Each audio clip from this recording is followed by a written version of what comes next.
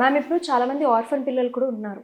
అయితే ఇద్దరు పేరెంట్స్‌లో ఒక్క పేరెంట్ లేకపోతే ఎంతో కష్టంగా లీడ్ చేస్తూ ఉంటారు పిల్లలు. మనం చూస్తూ ఉంటాం. అలాంటిది ఇద్దరు పేరెంట్స్ లేకపోతే పేరెంట్స్ తరపున వాళ్ళు ఉన్నా కూడా స్టిల్ పిల్లలు ఆర్ఫన్స్ అవుతున్నారు. సో మన సమాజంలో అట్లాంటి ఆర్ఫన్ పిల్లలు నిలదొక్కుకోవడానికి గవర్నమెంట్ వాళ్ళకి చేస్తున్న సపోర్ట్ ఏ విధంగా ఉంది? ఆర్ఫన్స్ అనాథ పిల్లలు యాక్చువల్గా మదర్ ఫాదరు ఇద్దరు ఉంటేనే ఇవన్నీ మనం మాట్లాడుకున్నాం. చైల్డ్ ఇన్సెక్యూరిటీ, సింగిల్ మదర్ లేదా సింగిల్ ఫాదర్, ఇంత పిల్లలు, చైల్డ్ ట్రామా, ఇవన్నీ మనం మాట్లాడుతున్నాం కదా. మరి అలాంటప్పుడు తల్లి తండ్రి ఇద్దరూ లేని పిల్లలు అసలు వాళ్ళ మెంటల్ కండిషన్ ఎలా ఉంటుంది అన్నది మనం ఆలోచించడానికి కూడా భయపడాల్సిన విషయం. ఎంత ఇన్సెక్యూరిటీ ఉంటుంది వాళ్ళకి, ఎంత lack of love. So they face ఆ అభాగ్యులు అనొచ్చు. వాళ్ళంటే దేవుడు వాళ్ళకి అన్యాయం చేస్తే గానీ అటువంటి పరిస్థితి రాదు. చిన్న వయసులో తల్లిని తండ్రిని కోల్పోవడం రకరకాల కారణాల వల్ల జరుగుతుంటుంది. మరి అలాంటప్పుడు వాళ్ళ బంధువులు ఉన్న ప్రస్తుత సమాజంలో బంధువులు ఉన్నా కానీ ఆదుకునే పరిస్థితిలో జనరల్గా లేరు. నా ప్రాక్టికల్ ఎక్స్పీరియన్స్ నేను చెప్తాను. మా ఇంటి దగ్గర there used to be one flower vendor అనమాట, పూలు అమ్మేవాడు. పాపం వైఫ్ కోవిడ్ టైంలో చనిపోయింది. ఒక అబ్బాయి ఒక అమ్మాయి, ఆయన పాపం పని చేసుకునేవాళ్ళు. వాళ్ళు జాయింట్ ఫ్యామిలీ, బ్రదర్ వాళ్ళు పైన కింద ఇంట్లో ఉంటారనమాట వాళ్ళు.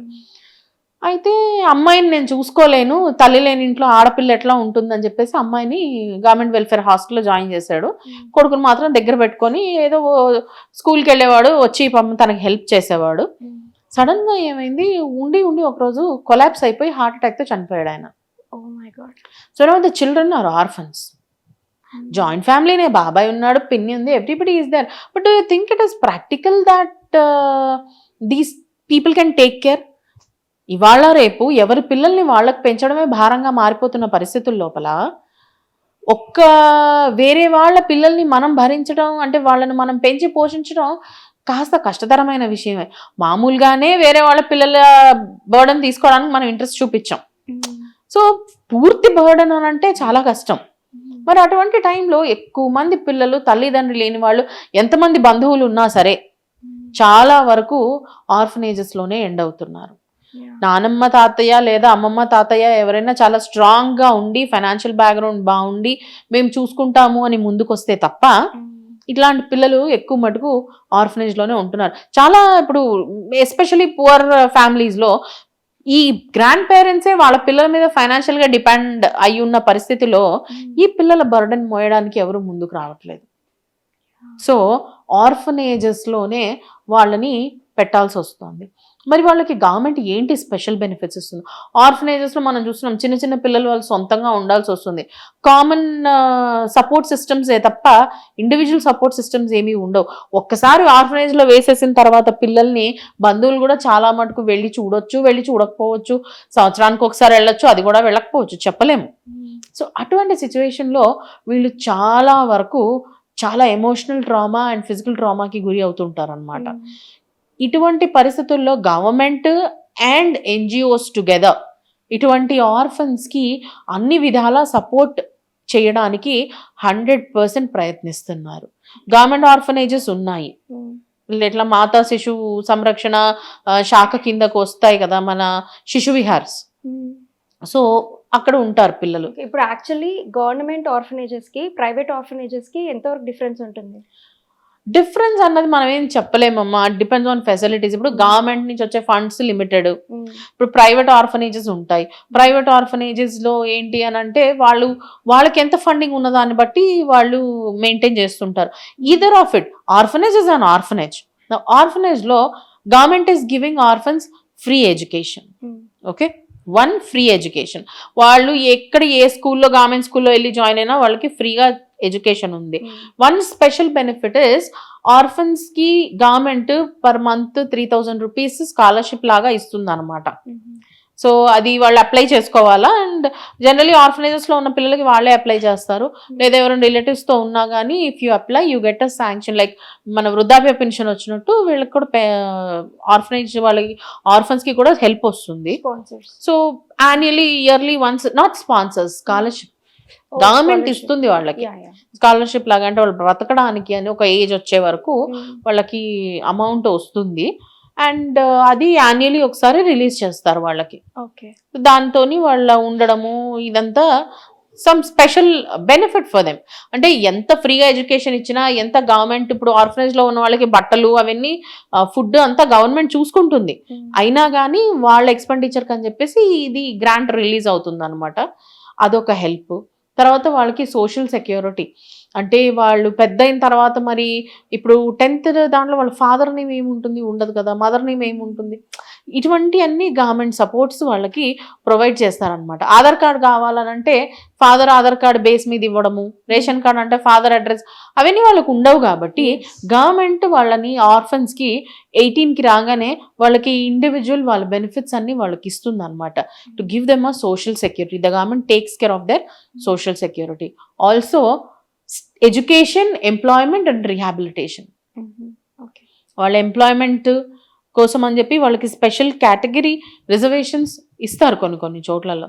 Like orphans are given those special treatment. Okay. So ఈ జాబ్స్ వాళ్ళ ఎంప్లాయ్మెంట్ గవర్నమెంట్ రెస్పాన్సిబిలిటీ వాళ్ళ ఆర్ఫనేజ్ లో ఉన్నప్పుడు. కొన్నిసార్లు ఏంటి అంటే government takes the responsibility of their employment and rehabilitation also. Employment అన్నది గవర్నమెంట్ రెస్పాన్సిబిలిటీ. చదివించడమే కాదు, వాళ్ళకి బ్రతకడానికి ఒక ఆధారం కూడా చూపించాలి. ఇంతవరకు గవర్నమెంట్ రెస్పాన్సిబిలిటీ తీసుకుంటుంది. ఇంతకన్నా ఎక్కువ I don't think anybody can do for them. వాళ్ళకి కావాల్సింది ఏంటి? మంచి సంరక్షణ, విద్య, ఎంప్లాయబిలిటీ. ఒక సర్టన్ ఏజ్ వచ్చి ఇండిపెండెంట్ అయ్యే వరకు. So there are specific hostels. అబ్బాయిలకి అమ్మాయిలకి వేరు వసతి గృహాలు ఉంటాయి. They have to stay in their individual this things. కానీ ఎంత ఫెసిలిటీస్ ఇచ్చినా, అది గవర్నమెంట్ అయినా ప్రైవేట్లో ఇప్పుడు కొన్ని ప్లేసెస్ చూస్తున్నామండి, కొన్ని ఫౌండేషన్స్ ఉన్నాయి. ఎట్లా అనంటే వాళ్ళు మంచి స్కూల్స్లో వాళ్ళకి ఎడ్యుకేషన్ ఇప్పిస్తున్నారు, ప్రైవేట్ స్కూల్స్లో కూడా చదివిస్తున్నారు. ఒకటి సెయింట్ మేరీస్ ఆర్ఫనేజ్ అని ఉంది. అక్కడి నుంచి అబ్బాయి ఒకసారి మా కాలేజ్లో చదవడానికి వచ్చాడు. అంటే ఆ అబ్బాయి ఎడ్యుకేషన్, గ్రాడ్యుయేషన్ ఎడ్యుకేషన్, అది hotel management per year 60,000 fee కూడా వాళ్ళు కట్టి చదివిస్తున్నారు ఆ అబ్బాయిని. Because he's qualified and also he's intelligent enough to study అని చెప్పేసి.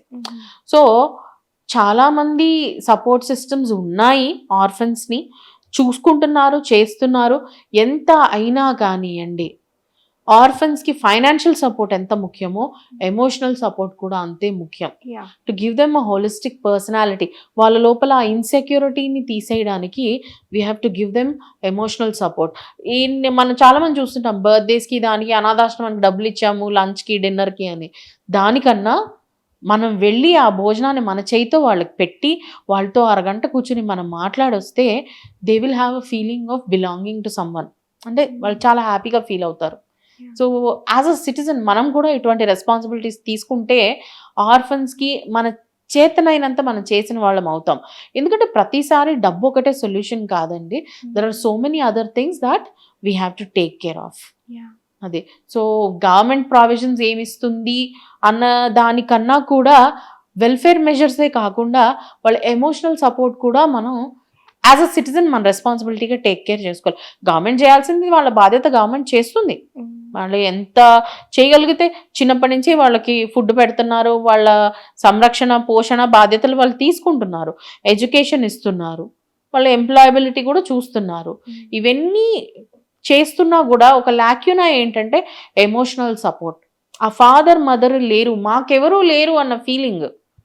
ఏదో ఎవరో డబ్బులు ఇస్తున్నారు, మేము పెరుగుతున్నాము, చిల్డ్రన్ ఆఫ్ ద స్టేట్ అన్నట్టు కాకుండా మనం వాళ్ళతో ఎమోషనల్ బాండ్ అన్నది ఒకటి మెయింటైన్ చేస్తే వాళ్ళు కూడా అరే వీళ్ళు కూడా మనకు ఉన్నారు అన్న ఒక ఎమోషనల్ ఫీలింగ్తో పెరుగుతారు. And it makes a lot of difference. Loneliness is the major enemy that everybody faces.